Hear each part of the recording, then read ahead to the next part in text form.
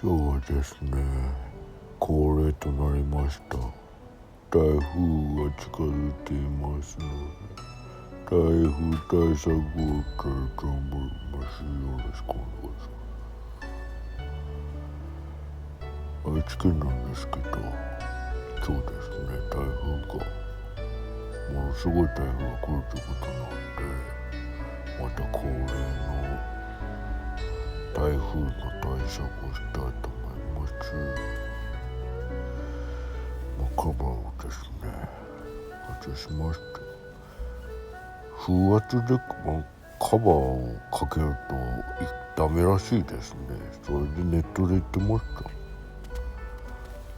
た。なんで今回はカバーを取り外しちゃいました。ちょっと見てもらうと、サイドスタンドがちょっと半掛けになってますね。後で気がついたんですけど、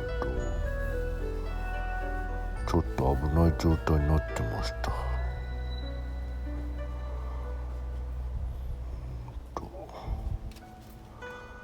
鍵がないと動きませんのでね。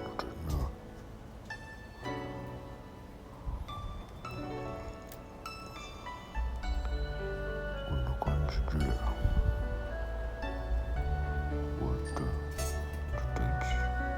おっと、純正マフラーが転がってしまいましたね。これは関係ないんですけど、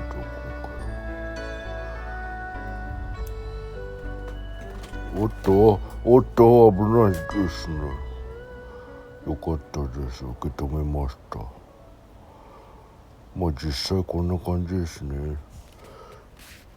フードバーつけずに、つけると風で煽られて倒れてしまうってことなんで、こうやってインナーチューブと電線ですね、これで固定して、スタンドのとこ、あそこちょっと心配なんですけど、大丈夫でしょう。こんな感じでやってみたいと思います。ありがとうございます。